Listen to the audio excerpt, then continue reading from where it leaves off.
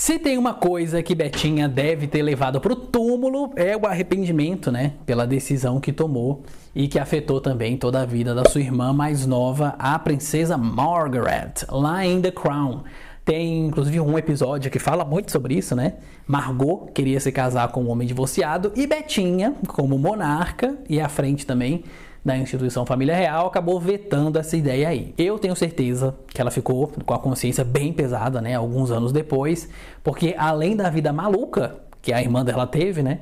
3 dos 4 filhos de Betinha se divorciaram sem cerimônia nenhuma. Sem falar também que a Margaret se ressentiu porque ela viu, né, a irmã colocar o trono à frente do relacionamento familiar que elas tinham, né? Como resultado também acabou que ela se meteu em vários escândalos, né, a Margaret, e polêmicas também ao longo da sua vida. Mas antes de começar o vídeo, deixe o seu like, inscreva-se para receber notificações de conteúdos novos assim que eles são postados.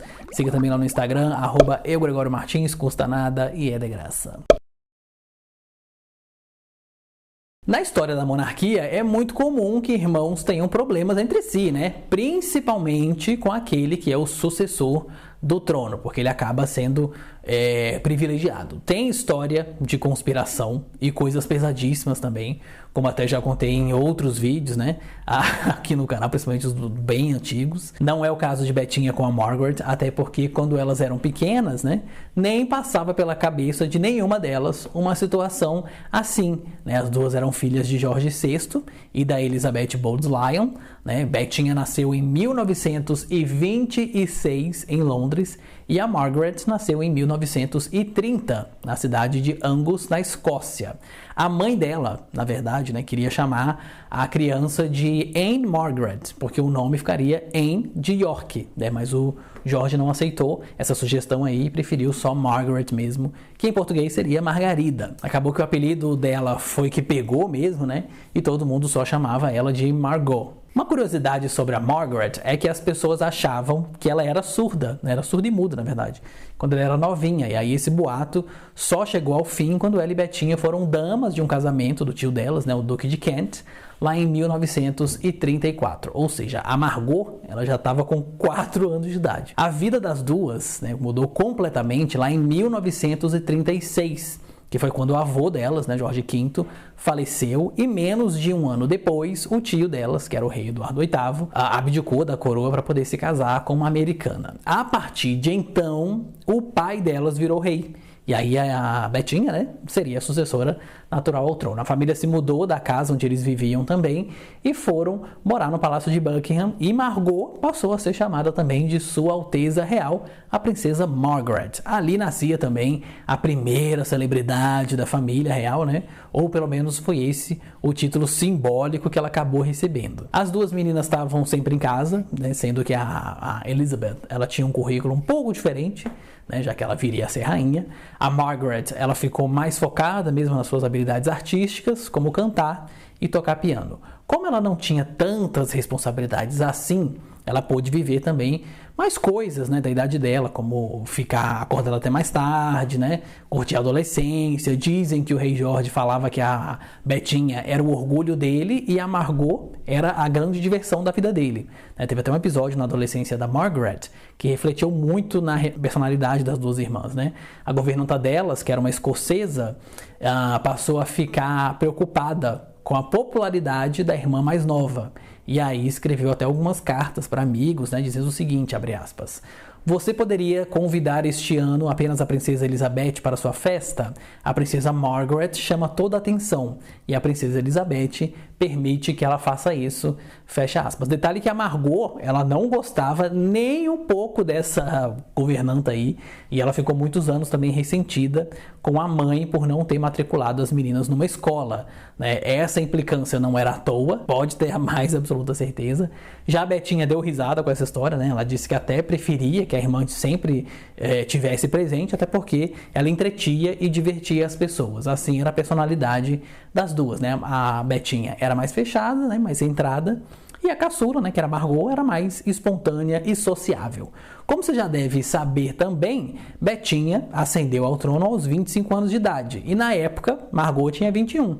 A partir de então, as vidas delas tomaram caminhos completamente separados. A princesa Margaret era a segunda na linha de sucessão, só que a mais nova não tomava nenhuma decisão, né? E por muitas vezes ela ficava bem chateada que a irmã colocava os interesses da coroa acima do vínculo familiar entre elas. Margot foi uma boa opção também, para variar, né, um pouco a seriedade da monarquia britânica, midiaticamente, né? Como eu falei antes, ela era muito ligada a artes. Na vida adulta ela estava sempre acompanhada também de artistas, né? Acabou mudando um pouco a forma também de pensar da família real nesse meio aí. Até então, ela era uma princesa muito estilosa, muito festeira também, que o público gostava bastante de acompanhar. Ela inclusive se tornou famosa por ter uma cintura muito fina e muitas curvas, né, que ela fazia questão também de deixar em evidência com vestidos de alta costura.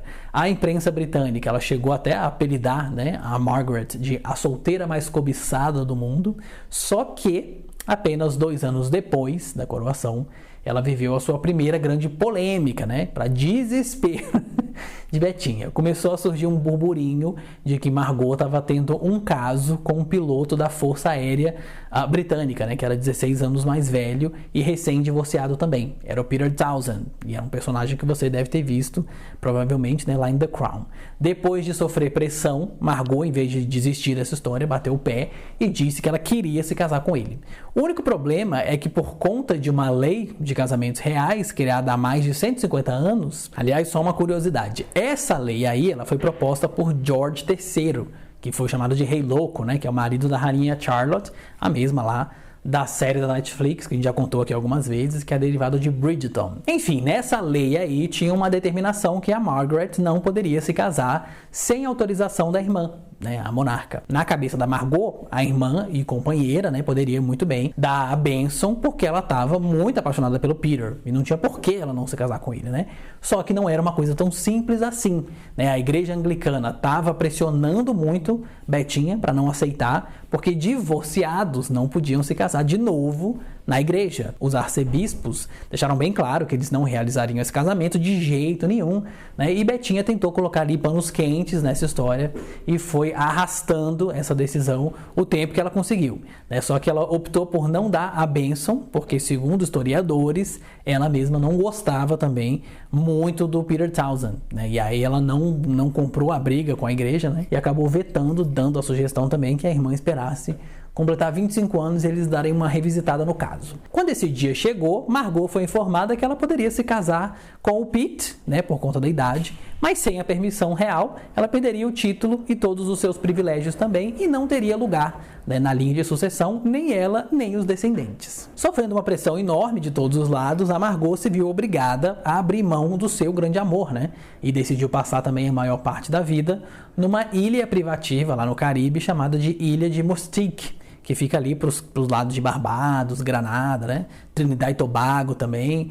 Para ela, o lado bom é que na época não tinha redes sociais, e aí a imprensa não tinha tanta tecnologia como tem hoje, né? Porque o assédio teria sido muito maior. A casa dela ali virou um antro de perdição também, né? Frequentada por outros super ricos, low profile, artistas, filhos de embaixadores, filhos de outros monarcas, enfim. Dizem que as festas da princesa eram regadas a substâncias ilícitas e a amor livre, né? E ela mesma participava também ativamente de tudo isso. Ela era considerada a rainha de Mustique, né? Porque movimentava bastante aquela ilha ali que era bem pacata. Ela deu uma entrevista também para Vogue uma vez, dizendo que ela gostava de começar o dia com um café na cama, ouvindo 2 horas de rádio, fumando e bebendo também, e só depois é que ela tomava ali um banho, né, de banheira preferencialmente, e ia fazer o cabelo e maquiagem também com suas damas de companhia. Mas ela não ficava só enfurnada lá nessa ilha também não, né? Ela seguiu os passos da família e fez também aquelas viagens oficiais, né, as turnês. Em 1955 ela visitou as Ilhas Caraíbas e apoiou vários projetos ali de caridade.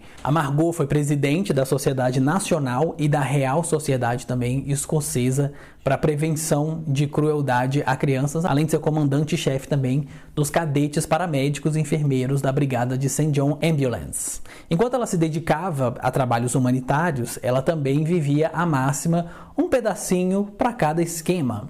E teve vários casos com homens bem poderosos, né? Um deles, inclusive, foi o John Turner, que viria a se tornar primeiro-ministro canadense. Infelizmente, ela escolheu um pedaço de Chernobyl para ser o seu marido.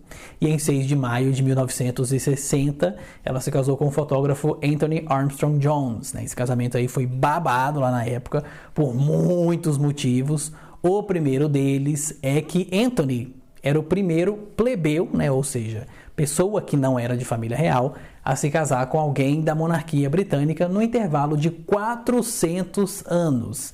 Além disso, a cerimônia também é considerada a primeira moderna, porque foi a primeira a ser televisionada. Mais de 300 milhões de espectadores assistiram ao casório e depois dele, Margot virou também a Condessa de Snowdon.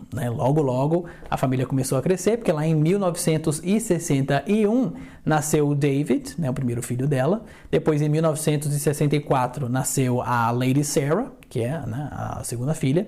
A ilha de Mustique, ela foi um presente de casamento também de um aristocrata chamado Colin Tennant. Antes a Betinha tivesse deixado a irmã se casar com o tal do piloto lá, porque esse casamento aí, com esse fotógrafo, não tinha nada de feliz, e fez muitas manchetes também por coisas bem negativas.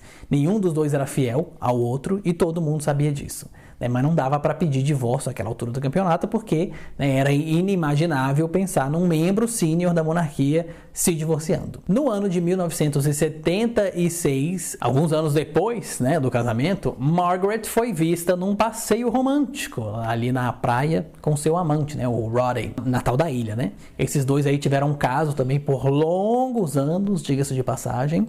Alguns dias depois, o palácio anunciou o fim do casamento da Margaret e o divórcio foi finalizado cerca de 2 anos depois. Quem apresentou esse Roddy, que era um paisagista e aristocrata também, 17 anos mais novo, para Margaret, foi uma das damas de companhia dela.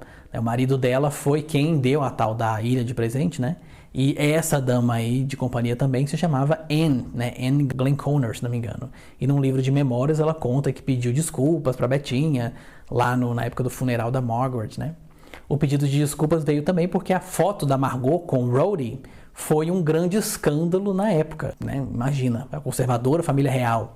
Só que quando a princesa faleceu, ali no começo dos anos 2000, a rainha já estava com outro pensamento. Ela teria dito o seguinte para Anne, abre aspas: "Eu só queria dizer que às vezes era muito difícil, mas muito obrigada por ter apresentado a Margaret ao Roddy, porque ele fez a minha irmã muito feliz." Fecha aspas. Assim que acabou o divórcio da Margot, isso lá em 1978, ela se tornou uma das primeiras mulheres também divorciadas do Reino Unido. Parecia ter sido um alívio, mas aquilo era só o início de mais uma fase muito difícil da princesa, que amargava uma grande solidão, uma coisa que ela já carregava desde muito tempo. O mesmo não se podia dizer, do ex-marido dela, que rapidinho se casou com sua amante Lucy Lindsay Hogg. Nos anos 80, ela começou a fumar muito mais do que fazia antes, a Margot.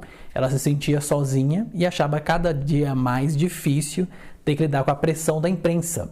E de acordo com o jornal inglês The Guardian, lá em 1996 ela teria ingerido uma grande quantidade de remédio na tentativa de tirar a própria vida. Ainda bem que ela foi socorrida ali a tempo e sobreviveu.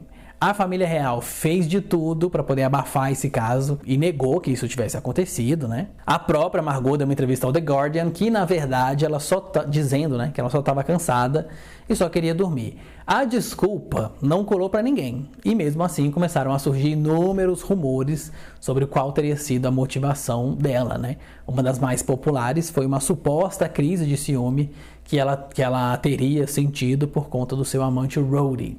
Mas o grande veneno da princesa, não foram os remédios, mas sim o gosto que ela tinha pelo cigarro, o vício no cigarro, que inclusive levou a Margaret à morte depois de 15 anos fumando. O pulmão dela ficou daquele jeito que você pode imaginar, E em 1985 ela chegou até a fazer uma cirurgia no pulmão, 8 anos depois, os problemas ficaram cada vez mais intensos. Em 1983, ela chegou a contrair uma pneumonia, Menos de um ano depois, ela teve um derrame também, do qual ela sobreviveu, se recuperou. Mas, infelizmente, em 9 de fevereiro de 2002, a história foi bem diferente, Margot sofreu um novo ataque do coração e faleceu aos 71 anos de idade no Hospital Rei Edward VII, lá na capital da Inglaterra. O funeral dela foi um evento totalmente privado, E o amante Roddy compareceu também para se despedir. uma vida agitadíssima, né? Se você curtiu esse conteúdo, deixe o seu like, compartilhe com seus amigos, inscreva-se para receber notificações de vídeos novos assim que eles são postados. Um beijo, um queijo e até a próxima.